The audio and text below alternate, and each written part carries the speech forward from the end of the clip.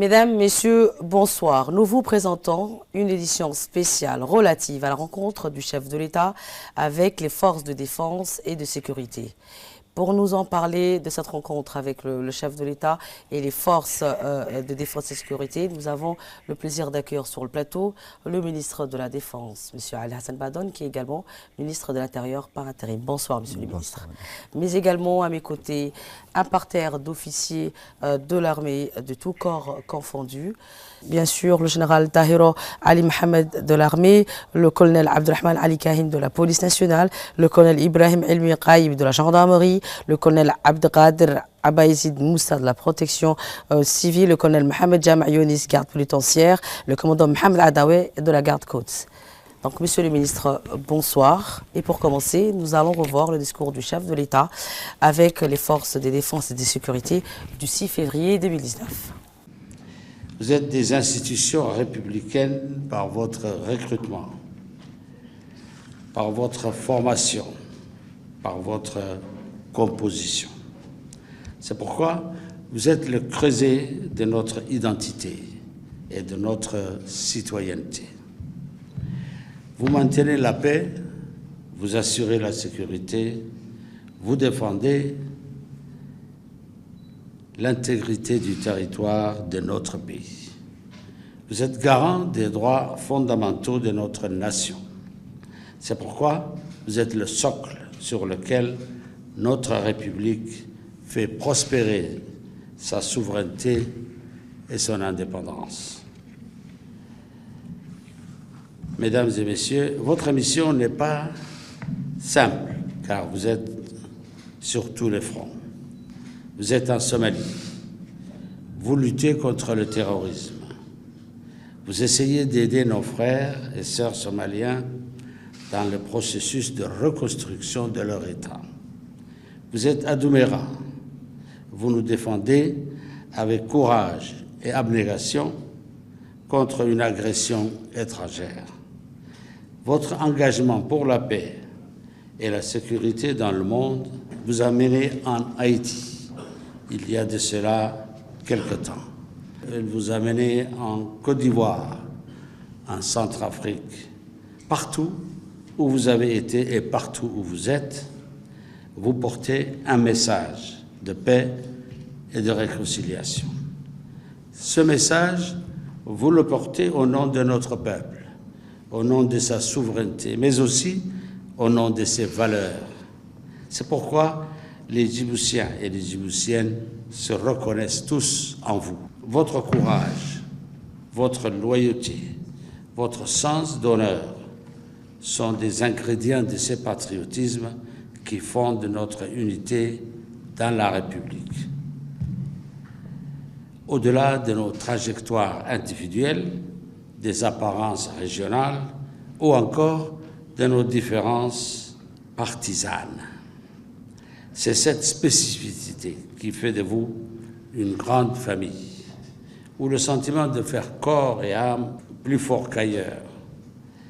Ce sentiment, mesdames et messieurs, vous le forgez chaque jour, au contact des réalités et souvent au péril de vos vies. Vous avez intégré cette vérité qui vous relie l'un à l'autre. La sécurité de nos concitoyens n'a pas de prix, car c'est elle qui nourrit la stabilité de notre État. Cette stabilité qui fait figure d'exception dans la région, mais aussi de la sécurité de nos concitoyens que dérive la croissance économique et le développement de notre pays. C'est pourquoi, dans un monde où les repères physiques et les repères conventionnels sont soit prolongés, soit brouillés, voire même concurrencés par les données virtuelles et numériques, le concept de sécurité doit s'adapter et s'outiller pour affronter ces menaces d'un nouveau genre. Aujourd'hui, les enjeux de la sécurité nationale sont multidimensionnels, car aux menaces conventionnelles s'ajoutent d'autres, des menaces environnementales ou encore économiques. Aux méthodes conventionnelles se superposent d'autres toutes les possibilités de nuisances que peut permettre la révolution des nouvelles technologies. Cela peut concerner notre cohésion nationale et notre vivre ensemble lorsque des réseaux sociaux manipulés attisent et encouragent les fractures communautaires. Cela peut concerner nos institutions ou notre économie par le biais du piratage informatique. Car à l'heure où Internet devient un terrain d'enjeux sécuritaires, votre mission, c'est aussi d'intégrer ce nouveau paramètre et d'anticiper toutes les éventualités de cyberattaques et de cybercriminalité. Mesdames et messieurs, vous êtes dépositaires de ce que notre nation a de plus précieux, la confiance en vous, c'est-à-dire la confiance en son avenir. Vivre la République unie et indivisible, soyez-en dignes, soyez-en fiers. Encore une fois, bonne année. Bonne santé pour vous tous, pour vos familles. Alhamdulillahi Rabbil Alamin. Assalamu alaikum wa rahmatullah. Monsieur le ministre de la Défense, vous êtes également ministre de l'Intérieur par intérim, Monsieur Ali Hassan Badone. Nous allons aborder aussi bien des questions relatives à la défense, mais également à la sécurité.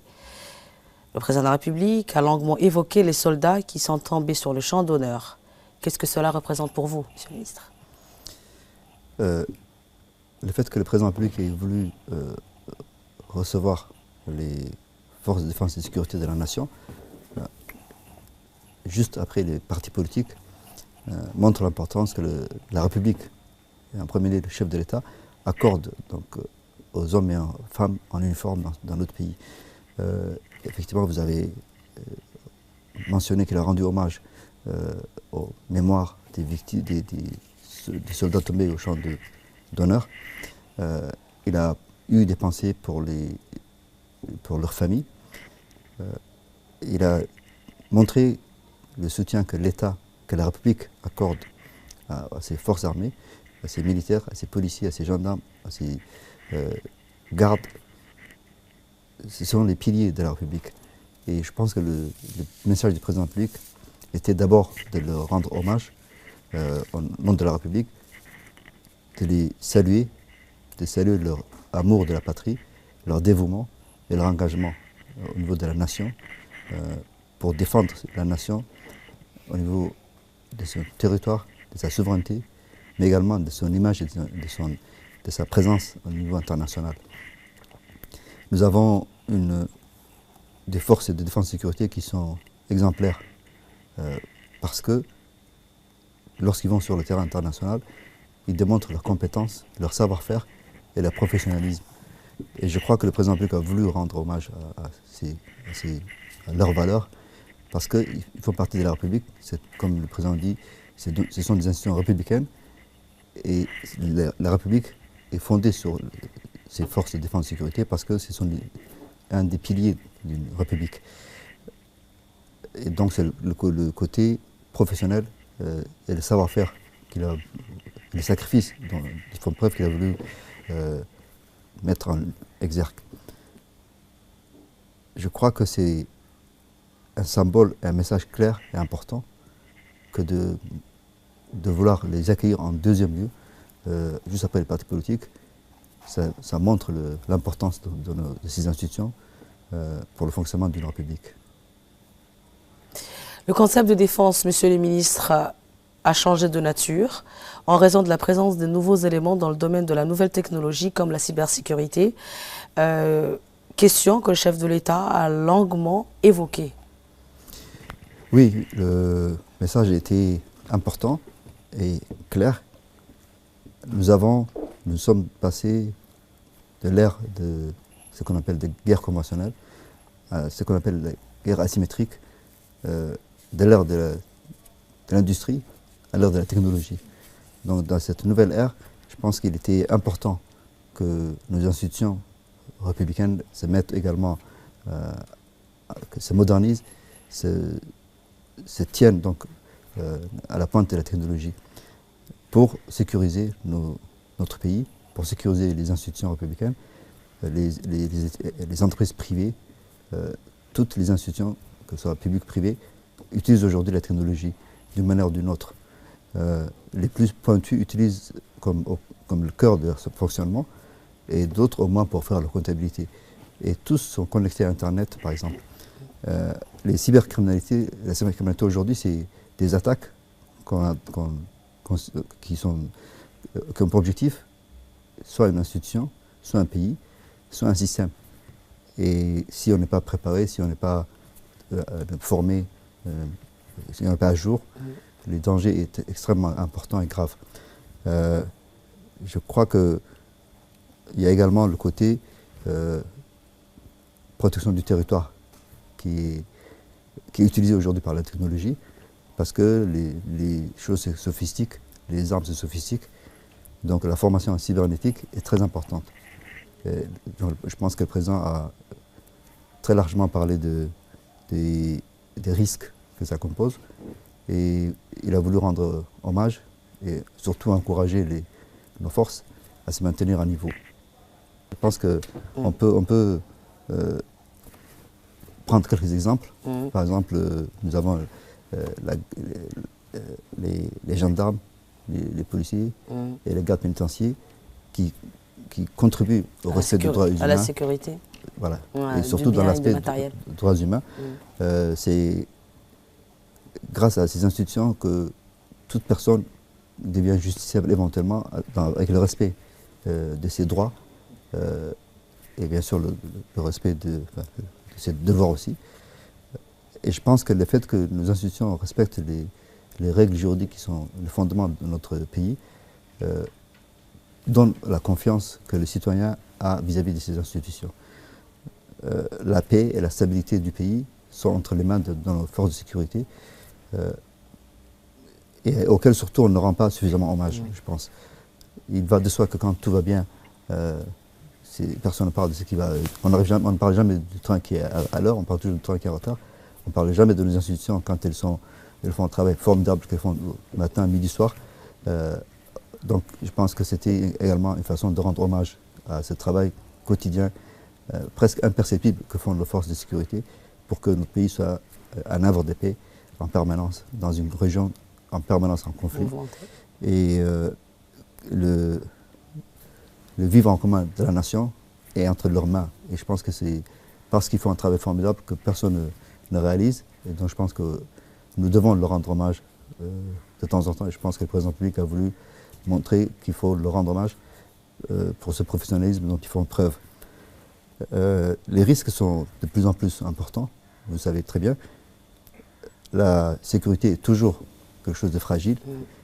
Comme le président public a dit, elle n'a pas de prix. Ça démontre qu'il faut toujours être vigilant, il faut toujours montrer l'importance de nos institutions, bien sûr les accompagner, les encourager, les renforcer, mais surtout dire que c'est des institutions républicaines et qu'ils constituent donc le fondement de notre République. Il a également peut-être eu à l'esprit le rôle, il a même mentionné le rôle que nos hommes et nos femmes jouent dans la pacification globale, dans la paix mondiale, que ce soit dans les pays voisins comme la Somalie ou ailleurs en Afrique, comme à l'époque en Côte d'Ivoire, et même au-delà jusqu'à Haïti, puisque nos forces ont été à Haïti il y a un certain temps, et qu'à chaque fois qu'ils sont sur le terrain, ils démontrent le professionnalisme et le savoir-faire. Ça montre que c'est des forces qui sont républicaines, respectueuses des institutions, respectueuses des règles et des valeurs, et que ces valeurs nous sont très chères. Nous sommes une petite nation, mais nous sommes une nation qui brille par ses capacités, ses compétences et ses respects institutionnels et républicains. Nous avons... la question sociale également était à l'ordre du jour. Voilà, nous avons également le rôle que nos institutions jouent dans la vie de tous les jours en termes d'appui à la population. Ceci s'est fait remarquer surtout dans les zones rurales les plus reculées, où vous avez des militaires, des gendarmes, des policiers qui sont par exemple à Dumala qui forment les gens voilà, dans les régions reculées, qui apportent les soins ou les secours médicaux les plus importants, qui même deviennent des instituteurs ou des professeurs pour certains. Je pense que même l'année dernière, le premier étudiant qui a été formé par des militaires sur le terrain est arrivé à l'université de Djibouti. Donc pour vous dire qu'il y a eu des cas où l'enfant qui était isolé a pu être éduqué grâce à nos forces de défense et de sécurité. Je pense que la sérénité et la paix de la nation est entre leurs mains en permanence et qu'ils le font de manière brillante, mais que nous ne le disons pas parce que nous ne le voyons pas, parce que ça va de soi pour nous. Le rôle de nos institutions dans le respect des droits de l'homme, qui sont... nous avons, comme beaucoup de pays du tiers-monde, en tout cas en Afrique, beaucoup d'yeux, de caméras braqués sur notre pays, en général. Donc nous faisons toujours extrêmement attention au respect des droits de l'homme. Et je m'arrêterai si je dis une contre-vérité, mais je pense que nous sommes un des pays qui respecte le plus les droits de l'homme. Et notre institution qui représente ici l'aspect sécurité de la justice, le gabinet pénitentiaire, fait un travail formidable. Les procédures qui sont respectées, qui existent, sont respectées toujours par nos institutions. Et nous sommes de nature des gens vigilants et nous avons toujours l'habitude de faire attention au respect des procédures et du droit fondamental de l'être humain, des droits humains, dans un moment où notre pays a fait des bonds en avant en termes de développement, où nous sommes assis dans les 10 premiers pays les plus réformateurs dans le business. Il était important de montrer que ceci était également parce que nous sommes un pays de droits de l'homme, où les droits humains sont respectés, grâce aux institutions républicaines, que sont donc les forces de sécurité, qui font un travail formidable. Voilà, donc je voulais également leur rendre hommage. Merci beaucoup, Monsieur le ministre, d'avoir accepté notre invitation et d'avoir voulu répondre à nos questions suite à cet entretien entre le chef de l'État et les forces de défense et de sécurité. Mais également, je remercie le parterre d'officiers qui sont venus assister à cette émission. Bien sûr, le général Tahiro Ali Mohamed de l'armée, le colonel Abdelrahman Ali Kahin de la police nationale, le colonel Ibrahim Elmi Qaïb de la gendarmerie, le colonel Abdelkader Abaïzid Moussa de la protection civile, le colonel Mohamed Jama Younis, garde pénitentiaire, le commandant Mohamed Adaoué de la garde côte. Merci à vous de nous avoir suivis. Très bonne soirée sur Télé Djibouti.